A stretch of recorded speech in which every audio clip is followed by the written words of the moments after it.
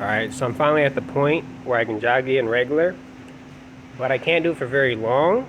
That's why I take a small break back there before I run, because the right Achilles gets tired extremely quick because it's weaker than the left one by a big margin. So as a warm-up, I do about 10 very slow ones, and I go a little bit faster, which you see me doing right now, after my legs are more warmed up. And I also do it backwards. This is more for knee health, but also so I can like get used to that ball of the foot pushing off as soon as it touches. Because I can put a little bit more power into it, going backwards than I can forward. I'm not really sure why that is, but yeah. And then I just did 4 going forwards and then 4 going backwards. Eventually, I'm hoping in like 4 weeks, hopefully I can start sprinting again. But right now I just don't have the ability to put as much force as I like to through my tendon. And this is just to warm up a little bit. And you can see I'm bouncing on the balls of my feet. That way my tendon is getting a little bit more stiffer, so I get used to taking a higher load. And then I alternate the height of which I do it. I start off about a quarter, go a little bit lower, and then the last one is closer to my actual jump angle. So I'm just warming up the body the way it should be. And then what do I do next? Alright, so this is just warm up. I think I just do like maybe 4 or 6 jumps, I don't remember. But I cut it short for the video. So yeah, just teach my body to take that landing again.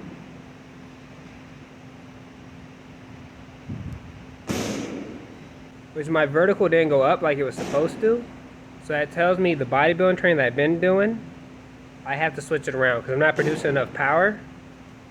So now, instead of doing like 4 sets of 8 with 1 minute in between rest of like all my exercises besides like deadlifts, I'm going to go back to about 6 sets of 3.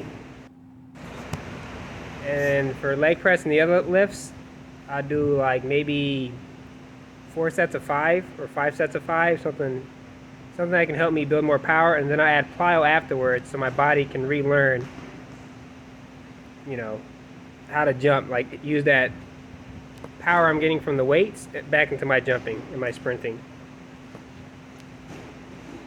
Yeah, currently I was supposed to go at least to 28 inches, but my muscles are all tired because I do bodybuilding now, so they're not firing the same way. So now, like I said, I'm just going back, long rest, fully recover, then I'll do my sets. And every rep's going to be full power again. Because when you do bodybuilding, you try to go full power. Well, I do anyways, to have a little bit of translation over to my athletic ability. But once that muscle gets burned, you can only go so fast, you know, because you want to try to complete your reps. You're building, so at that time, that's more important. And now it's switching, so going back to my old training style.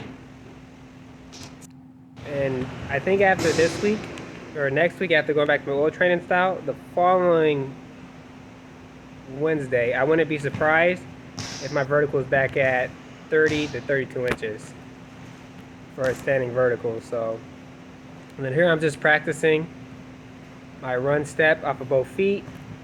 Like I said, I can't put much power into the tendon, especially running. So I jump very light, just get used to it again. Each week I add a little bit more power. And then for my calf raises, I explode up as fast as I can, and then just control it on the way down. And I do, since I found out that power is lacking right now, I switched it to 4 sets of 6.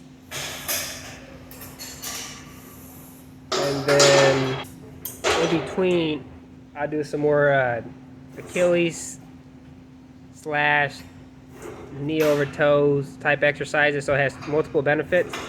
And anytime your knee's going over your toe, it's going to help your knee health and the muscles below it, like your tibial atlas.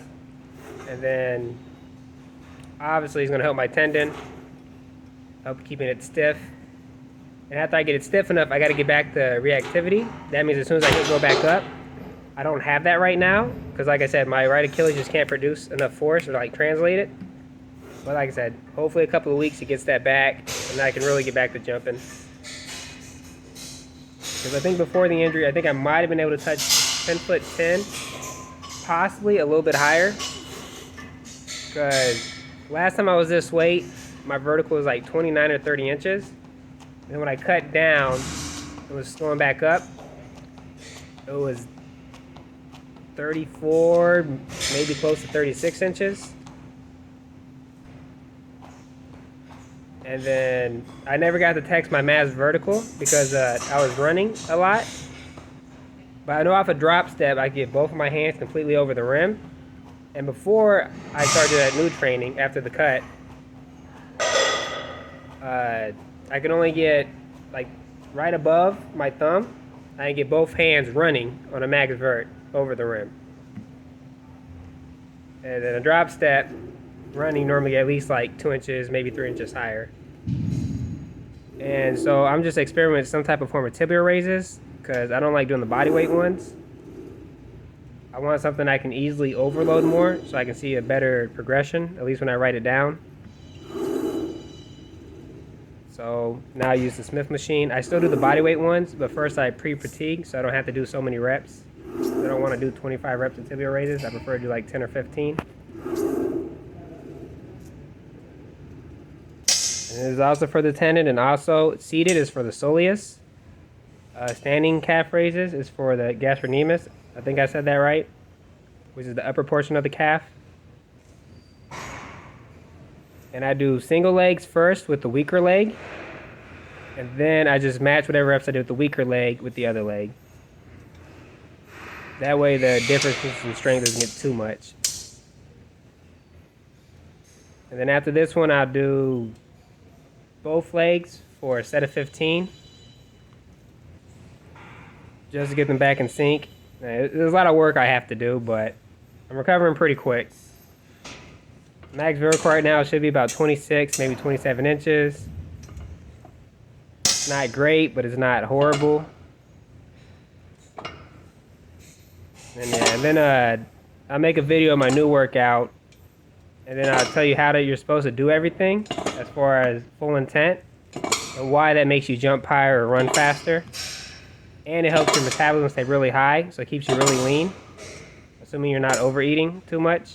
Because the quick twitch fibers, which are the bigger fibers in the body. So I try to train people and myself to use more of those.